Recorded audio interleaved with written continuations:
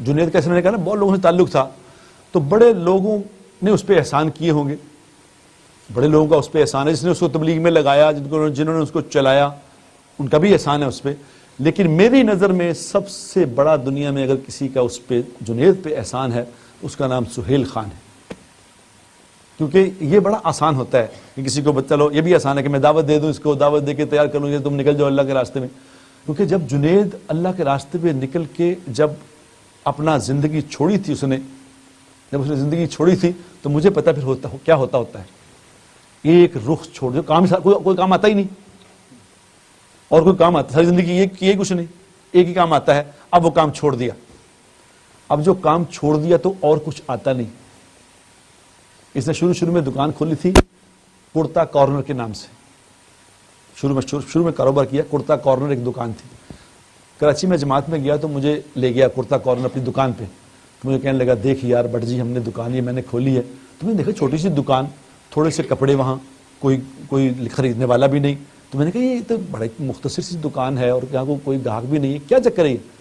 تو بڑے دکھ سے اس نے مجھے کہا یار میرے کپڑے تو تبلیغ والے بھی نہیں خریدتے یار، کوئی خریدتا ہی نہیں، کوئی کہتا ہے سیل ہی نہیں، بند ہو جائے گا کام، کوئی کچھ بھی نہیں ہو رہا. تو کرتے کرتے ایک وقت ایسا آ گیا تھا جب اس کے پاس کھانے کو پیسے نہیں تھے. کہاں میں رات کو جایا کرتا تھا جماعت میں، کراچی جاتا تھا تو یہ 2 بجے تک مجھے کہتا تھا کہ 2 بجے میں آؤں گا، سوئی نا. میں 2 بجے تک انتظار کرتا تھا، 2:30 بجے تک انتظار کرتا تھا. پھر 2-2:30 بجے شو کر کے آتا تھا، تو پھر یہاں مسجد میں اس کے لیے کھانا تیار کرتا تھا، کھانا کھلاتا تھا، اور پھر فجر تک بیٹھ کے باتیں کرتا تھا. اور یہ روتا رہتا، مجھے اس کے وہ بول یاد ہیں کہ روتا رہتا تھا. مجھے کہتا دیکھ تو بچ گیا، تو نکل گیا، مجھے بتا میں کیسے نکلوں، کیسے چھوڑوں. تو جب اس پہ یہ حال آیا کہ جب بالکل کھانے کے لیے کچھ نہیں رہا، اس وقت میں سہیل نے اس کا ہاتھ پکڑا. سہیل نے کہا آؤ ہم مل کے کاروبار کرتے ہیں.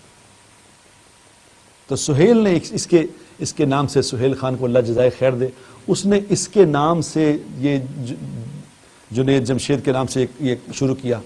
وہ اللہ کا آگے اللہ کا کام ہے کہ اللہ نے اس کام کو ایسا کیا کہ وہ سہیل کو بھی پار لے گیا.